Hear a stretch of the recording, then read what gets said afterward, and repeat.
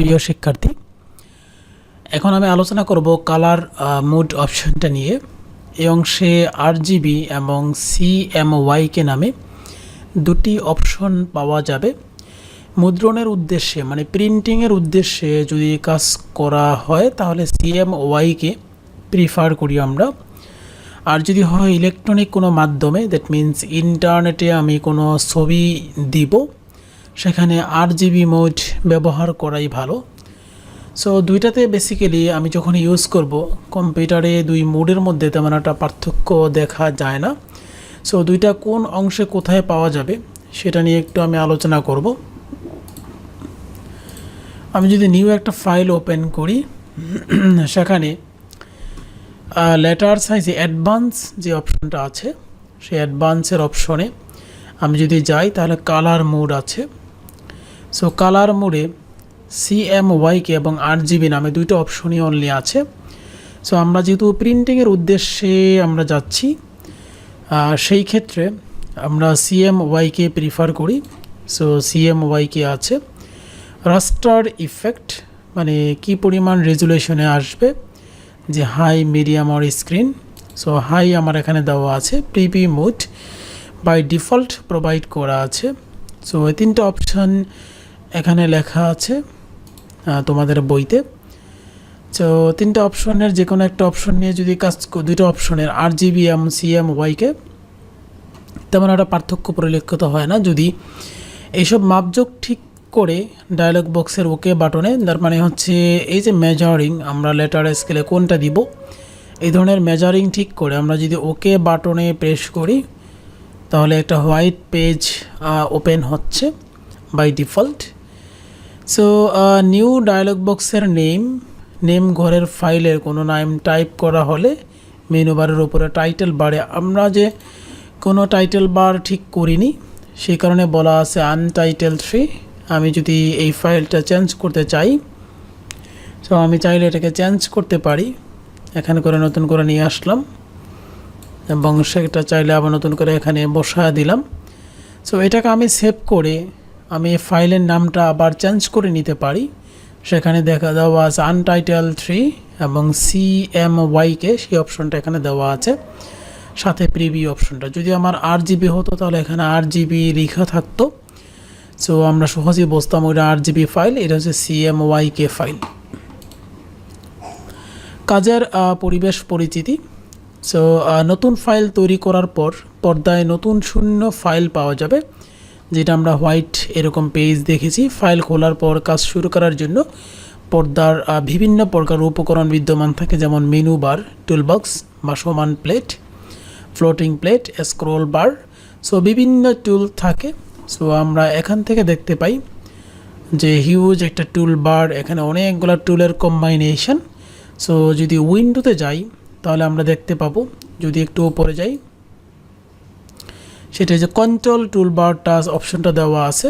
যদি কন্ট্রোলটা উঠিয়ে দিই তাহলে দেখো আমাদের এই অপশনটা চলে গেল।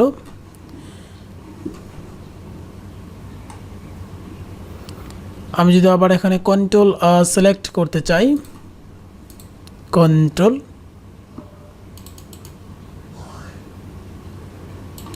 অপশনটা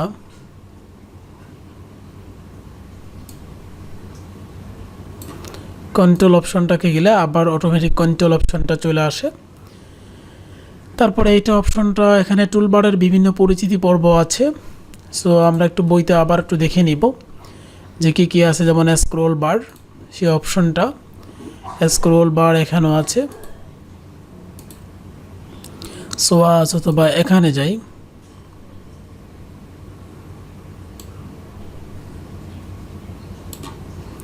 সোয়াচ আছে এখানে। স্ক্রোল বার বলতে এই অংশগুলো এইভাবে বোঝায় যে এখানে স্ক্রোল বার, যেখানে আদার্স জিনিসও আছে, যে জিনিসগুলো স্ক্রোল বার, এগুলো হচ্ছে স্ক্রোল বার ইউজুয়ালি। সো আমরা সহজে এটা পেয়ে যাচ্ছি।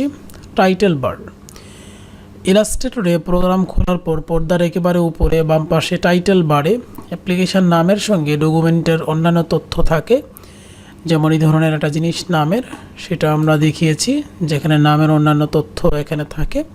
যেমন আমরা কোনো নাম ইউজ করি নেই, আনটাইটেল 3 আছে এবং CMYকে আমরা রেফার করে দিয়েছি। সো CMY কি আছে, তারপর আছে টুল বক্স এবং প্লেট। এ থাকে ডিজাইন ড্রয়িংয়ের বিভিন্ন প্রকার টুল ও অপশন। এইসব টুল ও অপশন ব্যবহার ও প্রয়োগ করে বিভিন্ন প্রকার ডিজাইন ড্রয়িংয়ের কাজ করা হয়। এই কাজকে প্রত্যাশিত রূপ দেওয়ার জন্য নানা রকম সম্পাদনা মানে এডিট করা হয়। সো টুল বক্সের প্রয়োজনীয় টুলসমূহের পরিচিতি। সো আমরা একটা দেখব যে প্রয়োজনীয় টুলসমূহ কোথায় কোনটা আছে। সো আমরা এখানে উইন্ডোজের মধ্যে সমগ্র টুলবারের উপস্থিতি এখানে দেখতে পাবো। যদি আমার দরকার হয় যে একটু নিচে যাওয়ার উপরে যাওয়ার, সো সেখানে আমরা এই অ্যারো চিহ্ন দিয়ে নিচে উপরে যেতে পারি। এই পরিমাণ টুলবার এখানে আছে। সো এই একটা টুলবার যেটা সিলেকশন অবস্থায় আছে, সেই টুলবারে আমরা যদি পরিচিতি পর্ব দেখি, প্রথমে দেখি সিলেকশন টুল, তারপর এটা আছে ডিরেক্ট সিলেকশন টুল। যদি এই ধরনের একটা অ্যারো চিহ্ন দেওয়া থাকে, মাউসের রাইট বাটন যদি ক্লিক করি, এখানে যতগুলো অপশন আছে ততগুলো অপশন শো করবে। যেমন এখানে অ্যারো চিহ্ন দেওয়া আছে, রাইট বাটন ক্লিক করলে অপশন 4টা ইনসাইডে আছে, 4টা অপশনই শো করছে। আবার এখানে অ্যারো চিহ্নতে যদি যাই, সেখানে 2টা অপশন আছে। এখানে অ্যারো চিহ্নতে যদি যাই, তাহলে 3টা অপশন আছে। এরকম যতগুলো অপশন আছে ততগুলো অপশন শো করবে যদি আমরা রাইট বাটন ক্লিক করি। তো এখানে সব ধরনের টুলবার আছে। যদি তোমরা যাও, যেমন এখানে বলা আছে ম্যাজিক ওয়ান টুল, এটা বলা আছে ল্যাসো টুল, পেন টুল, এরকম কার্ভেচার টুল। সো এটা হচ্ছে টাইপ টুল। এখানে আছে লাইন সিগমেন্ট টুল। এই ধরনের অনেকগুলো টুল আছে। রেক্টেঙ্গুলার টুল, পেইন্ট ব্রাশ টুল। সো এগুলো আমাদের ফটোশপও অনেকটাই ছিল, সো এখানেও আছে। সো আশা করি তোমরা এটা যদি মাউস ধরো তাহলে নাম বলে দিবে এবং তোমরা প্রয়োজন অনুসারে ইউজ করতে পারবে। সোয়াচ কয়েকটি আইকন আছে। সো সোয়াচ আইকনগুলো হচ্ছে এখান থেকে আমরা দেখতে পারি। সোয়াচ এই যে icon, swatch, symbol, transform, transparency, বিভিন্ন ধরনের আইকন আছে এখানে। যতগুলো আইকন আমরা এখানে দেখেছি সবগুলো আইকনের উপস্থিতি এখানেও আছে। সো এই জিনিসটাকে এখানে এক্সপ্লেন করা হয়েছে ধীরে ধীরে, কোনটার উপর কী ধরলে সেটা কীরকম আসবে, দেখতে কীরকম। তোমরা আশা করি যাদের কম্পিউটারে অ্যাডোব ইলাস্ট্রেটর ইনস্টল করা আছে, তারা মাউস ধরে তোমরা শিখতে পারবে কোনটাকে কোন ধরনের টুল বলা হয়। তো আশা করি আমরা ধাপে ধাপে এই জিনিসগুলো জানতে পারবো, প্রয়োজনীয় টুল বার সম্পর্কে, টুল সম্পর্কে। দেন কিভাবে ইউজ করতে হবে সেটা পরবর্তী ভিডিওগুলোতে দেখানো হবে ধীরে ধীরে। সঙ্গে থাকার জন্য অসংখ্য ধন্যবাদ।